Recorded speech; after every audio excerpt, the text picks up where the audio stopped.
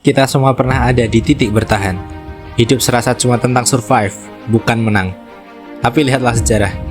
Setiap perubahan besar dimulai dari mereka yang bertahan lebih lama dari yang lain. Banyak yang menganggap bahwa hidup itu melelahkan.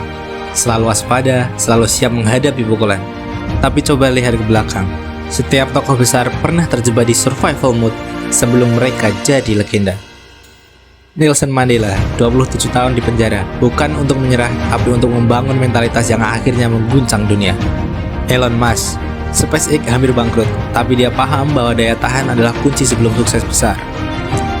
Oprah Winfrey, berasal dari latar belakang penuh kesulitan, tapi bertahan hingga akhirnya menjadi suara paling kuat di media sosial. Mereka tidak hanya bertahan, mereka mengubah kesulitan jadi momentum kemenangan. Di tengah krisis ekonomi, pandemi, bahkan perang, banyak bisnis dan individu yang tumbuh karena mereka nggak nyerah ketika yang lain mundur. Amazon, mulai dari garasi kecil, bertahan dalam .com bubble, dan akhirnya jadi raksasa e-commerce. Netflix hampir hancur karena blockbuster, tapi mereka memilih adaptasi bukan menyerah. Kemudian Tesla, ditertawakan di awal, hampir mati di industri mobil listrik, tapi mereka bertahan dan akhirnya mengubah dunia.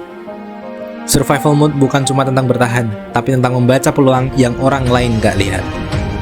Banyak orang takut terlihat terlalu percaya diri, tapi tanpa narsisme yang produktif, bagaimana dunia tahu bahwa kamu ada? Orang-orang yang mengubah dunia adalah mereka yang berani menunjukkan siapa mereka walau ditertawakan. Steve Jobs dikatakan terlalu obsesif dengan desain, tapi justru yang membuat Apple jadi ikon dunia. Kanye West, banyak yang bilang dia egois, tapi dia paham bahwa untuk didengar dia harus berbicara lebih keras. Muhammad Ali, tidak hanya bertarung di ring, tapi berjuang menunjukkan kepercayaan dirinya hingga dunia mengakuinya.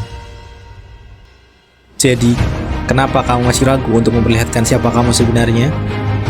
Sekarang aku tanya kepadamu, apakah kamu hanya ingin bertahan atau ingin mengubah survival mode menjadi strategi kemenangan?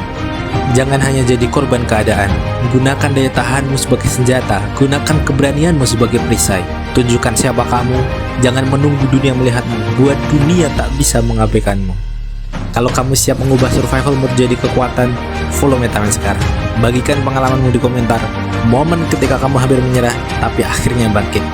Jangan cuma bertahan, jadilah pemenang yang tahan bangkit.